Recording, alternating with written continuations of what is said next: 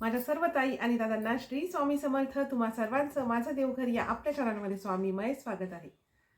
तुम्ही कधी स्वामीच्या केंद्रात गेला आहात का? स्वामीच्या केंद्रामध्ये गेल्याबरोबर आपल्याला बाहेरच्या जगाचं भान राहत नाही आणि तिथे गेल्याबरोबर आपल्या मनाला शांत करणारी, आत्म्याला शांत करणारी प्रचंड अशी सकारात्मक ऊर्जा आपल्याला तिथे जाणवते. आपण स्वामीच्या केंद्रामध्ये गेलो की जणू काही आपल्या माहेरीच गेलो आहे किंवा एखाद्या वेगळ्या जगात गेलो आहे असं आपल्याला वाटते. कारण तिथे स्वामीचं वास्तव्य असते. भरपूर सेवेची प्रचंड अशी ऊर्जा तिथे असते. तिथे अशुभ, वाईट किंवा नकारात्मक शक्तीचा अंशही नसतो. केंद्रामध्ये गेल्याबरोबर आपण सगळं काही भान हरपून अगदी आनंदाने, उत्साहाने तिथे सेवा करायला लागतो. कारण आपले स्वामी आहेतच तसे. स्वामींच्या केंद्रात जाणे हा काही योगायोग नसतो, तर स्वामींनी स्वतः त्यांच्या इच्छेनुसार आपल्याला तिथे बोलावलेलं असतं. स्वामींची इच्छा असते की याने केंद्रात यावं, याने सेवेकरी व्हावं, यानं माझी सेवा करावी, जेणेकरून याच्यावर जे काही संकटे आहेत, याला जो काही त्रास होत आहे, याला जे काही दुःख आहे त्याचं मी निवारण करेल. बघा, स्वामींना सगळं कळत असते की आपल्याला कोणती संकटे आहेत, दुःख आहेत, पण आपण ती दुःखे संकटे स्वामींना सांगतच नाही, त्यांना ती दूर करण्याची प्रार्थनाच करत नाही. कुठलीही गोष्ट आपण स्वतः सुरुवात केल्याशिवाय आपोआप होत नसते. फक्त स्वामींना अनन्यभावे शरण जाण्याची आवश्यकता आहे. नंतर आपलं सगळं काही स्वामी सांभाळत असतात. आपण फक्त स्वामी नामात गुंग राहायचं असते आणि स्वामीवर सगळं सोपवून द्यायचं. स्वामी ब्रह्मांडाचे नायक आहेत आणि ते स्वामी आणि समर्थ आहेत प्रत्येक गोष्ट करण्यासाठी.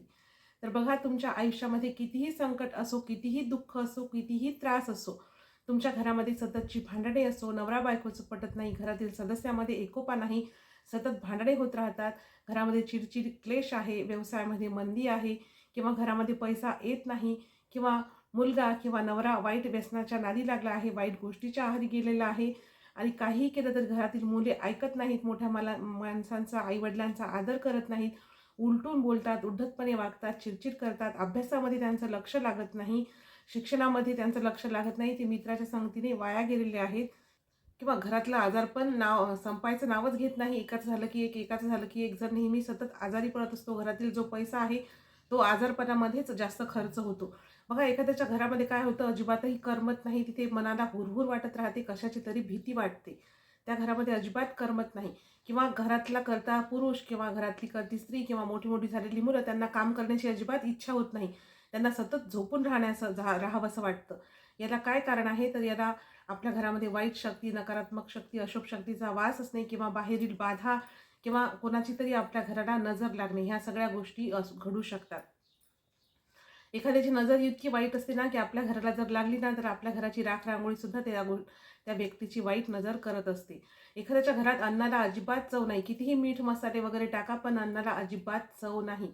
अशा सगळ्या गोष्टी ज्या आहेत ना, त्या आपल्या मानवी जीवनामध्ये घडत असतात. या अशा अनेक प्रकारच्या समस्या आपल्या सांसारिक जीवनामध्ये, मानवी जीवनामध्ये घडत असतातच, आपल्याला असतातच. तर बघा, या सगळ्या समस्यातून, या सगळ्या त्रासातून, दुःखातून जर तुम्हाला मुक्त व्हायचं असेल, तर दिनांक 6 डिसेंबरपासून ते दत्त जयंतीपर्यंत, म्हणजे 21 दिवस, दिनांक 6 डिसेंबर ते 26 डिसेंबरपर्यंत आपल्याला स्वामीची एक प्रचंड प्रभावी अशी सेवा करायची आहे.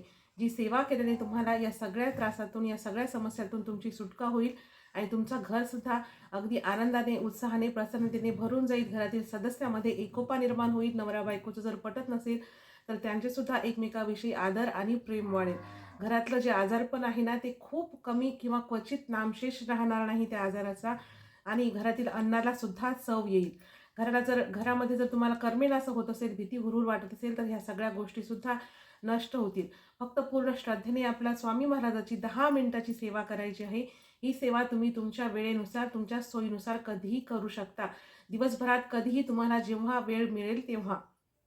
फक्त पूर्ण श्रद्धेने आपल्याला ही सेवा करायची आहे, आणि कोणतीही सेवा करताना स्वामी महाराजांना प्रार्थना करूनच ती सेवेला सुरुवात करायचं आहे. बघा, आपण जेव्हा सेवेला सुरुवात करतो, तर आपल्या अवतीभोवती अशा काही अशुभ किंवा नकारात्मक गोष्टी असतात, शक्ती असतात, त्या आपल्या सेवेमध्ये अडथळे निर्माण करतात, आपली सेवा पूर्ण होऊ देत नाहीत. म्हणून आपण सेवा करण्याच्या आधीच जर महाराजांना प्रार्थना करून सेवेला सुरुवात केली ना, तर कुठलीही अशुभ शक्ती, वाईट गोष्ट आपल्या सेवेमध्ये अडथळा आणूच शकत नाही, कारण स्वामी महाराज तिच्याकडे पाहतच असतात. त्यामुळे आता सेवेला सुरुवात करताना स्वामी महाराजांना सांगूनच सुरुवात करायची आहे की स्वामी महाराज, मी आजपासून 21 दिवस तुमची ही सेवा करणार आहे, अमुक कारणासाठी करणार आहे, तर ती सेवा माझ्याकडून निर्विघ्नपणे पूर्ण करून घ्या. आता ही अशी प्रार्थना तुम्ही केंद्रात जाऊन केली तर फारच उत्तम, पण केंद्रात जाणे शक्य नाही तर तसं काहीच नाही. स्वामी महाराज प्रत्येक क्षण आपल्यासोबत असतात, प्रत्येक क्षण आपल्या पाठीशी असतात आणि ते म्हणतात ना, भिऊ नकोस, मी तुझ्या पाठीशी आहे. तर तुमच्या देवघरामध्ये जर स्वामीचं अधिष्ठान असेल तर तिथेच स्वामींना प्रार्थना करा आणि सेवेला सुरुवात करा. तर आता सेवा काय करायची? तर आपल्याला सेवा करायची आहे तारक मंत्राचं अनुष्ठान. दररोज 11 वेळा तारक मंत्र आपल्याला पठण करायचं आहे 6 डिसेंबर ते दत्त जयंतीपर्यंत. आता तुम्ही म्हणाल की सेवा करताना जर मधातच मासिक धर्म आला, मासिक पाळी आली, सुतक वृद्धी झाली, बाहेरगावी जावं लागलं तर मग काय? बघा, मासिक धर्म जर आला तर तेवढे 4 ते 5 दिवस सोडून सेवा पुन्हा कंटिन्यू सुरू ठेवायची. दत्त जयंतीपर्यंत जर तुमच्याच्याने सेवा होत नसेल तर त्याच्यानंतर 3-4 दिवस, 4-5 दिवस पुढेही सेवा गेली तरी काही हरकत नाही, जर अडथळा आलाच तर. पण हाताने सेवा लांबवायची नाही किंवा हाताने मुद्दामून सेवेमध्ये खंड पाळायचा नाही. सुतक किंवा रोटी झाली तर तेवढे दिवस सोडून द्या आणि 2 दिवसाची सेवा एका दिवशी करायची. म्हणजे 11 वेळेस आपल्याला दररोज तारक मंत्र पठण करायचं आहे. तर मग 2 दिवस 22 वेळा होतो. तर तसं जर आपल्याला त्या 21 दिवसामध्ये सेवा पूर्ण करायची असेल तर 2-2 दिवसाची सेवा आपल्याला एका दिवशी सुद्धा करता येते आणि त्यानुसार आपण ते जे खंड पडलेले जे दिवस आहेत ना ते कव्हर करू शकतो, तुमच्याच्याने होत असेल तर. नाहीतर मग दत्त जयंती झाल्यानंतरही तुम्ही ही सेवा करू शकता. आता दररोज 11 वेळा तारक मंत्राचं अनुष्ठान करायचं आहे. म्हणजे तारक मंत्र एका बैठकीमध्ये 11 वेळा आपल्याला पठण करायचं आहे, मध्येच उठायचं नाही. तारक मंत्राची सेवा करताना देवघरामध्ये दिवा धूप लावून घ्या, महाराजांना मुजरा करा, बसायला स्वतःला आसन घ्या आणि 11 वेळा एका बैठकीमध्ये तारक मंत्राचं पठण करायचं आहे पूर्ण श्रद्धेने. बघा, आता या तारक मंत्राचं तीर्थसुद्धा किंवा पाणीसुद्धा आपण बनवू शकतो, जे अत्यंत प्रचंड असं शक्तिशाली असते. आता आपण तारक मंत्राचं तर पठण करणारच आहोत, पण सोबतच जर आपण याचं तीर्थ केलं तर त्याचे प्रचंड असे अनुभव तुम्हाला पाहायला मिळतील. खूपच चांगले अनुभव तुम्हाला या तीर्थाचे नक्कीच येतील. कारण ही जी सेवा आहे ही आपण दत्त जयंतीनिमित्त करत आहोत आणि आपले मार्गाचे जे गुरु आहेत ते दत्त महाराजच आहेत आणि त्यांचेच अवतार आहेत स्वामी महाराज. तर या 21 दिवसाचा जो कालावधी आहे हा अतिशय महत्त्वाचा असा कालावधी आहे आणि त्याच्यामध्ये जर तारक मंत्राचं अनुष्ठान आणि त्यातल्या त्यात त्याचं जर तीर्थ जर घेतलं तर तुमची सगळ्या त्रासातून नक्कीच मुक्तता होईल. एक स्टीलचा ग्लास भरून घ्यायचा आहे, एखादा लोटा भरून घ्या आणि तो पाटावर ठेवा किंवा पाटावर ठेवा, पाण्याने भरून घ्यायचा आहे आणि त्याच्यावर उजवा हात ठेवायचा आहे, आपला उजवा हात. आणि 11 वेळा आपल्याला तारक मंत्र पठण करायचं आहे. झालं तारक मंत्राचं अतिशय प्रभावी असं तीर्थ तयार. आता हे तीर्थ तुम्ही घरातल्या सर्व व्यक्तींना प्यायला द्या, घरातील स्वयंपाकामध्ये वापरा, पिण्याच्या पाण्याच्या माठामध्ये टाका आणि फुलाने थोडंसं पूर्ण घरभर शिंपडा, जेणेकरून तुमच्या घरामध्ये अशुभ वाईट शक्तीचा जर काही वास असेल, घरामध्ये नकारात्मकता असेल, त्या सगळ्या गोष्टीचा नाश होईल. स्वयंपाकामध्ये हे तीर्थ वापरलेले तुमच्या स्वयंपाकाला सुद्धा चव येईल आणि घरातील प्रत्येक व्यक्तीला दिल्यामुळे जर तो कोणी वाईट व्यसनाच्या आहारी गेला आहे, वाईट गोष्टीच्या आहारी गेला आहे, एखादी घरातील व्यक्ती आजारी आहे, मुलं चिडचिड करतात, ऐकत नाहीत, तर या सर्वांना हे तीर्थ द्यायचं आहे, जेणेकरून सगळ्यांच्या स्वभावामध्ये फरक पडेल, घरामधील सदस्यामध्ये एकोपा वाढेल, प्रेम वाढेल, आजारपणातून मुक्तता होईल आणि स्वयंपाकामध्ये सुद्धा चव निर्माण होईल.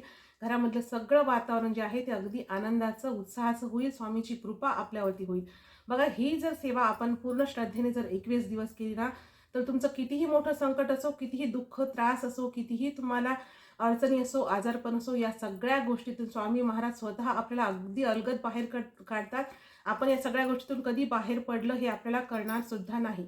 तर स्वामी महाराजच आपल्याला मार्ग दाखवतात. स्वामी महाराजच प्रत्येक क्षण आपला सांभाळ करतात आणि स्वामी महाराज म्हणतात की भिऊ नकोस, मी तुझ्या पाठीशी आहे. तर न चुकता, न विसरता फक्त 10 मिनिटे वेळ काढून दिवसामध्ये कधीही तुम्ही ही सेवा करू शकता. तर झालेली सेवा श्री स्वामी समर्थ महाराजांच्या चरणी रुजू करते आणि आजचा व्हिडिओ इथेच थांबवते. चला तर मग भेटूया पुन्हा एका नवीन व्हिडिओ सोबत. तोपर्यंत तुम्हा सर्वांना श्री स्वामी समर्थ.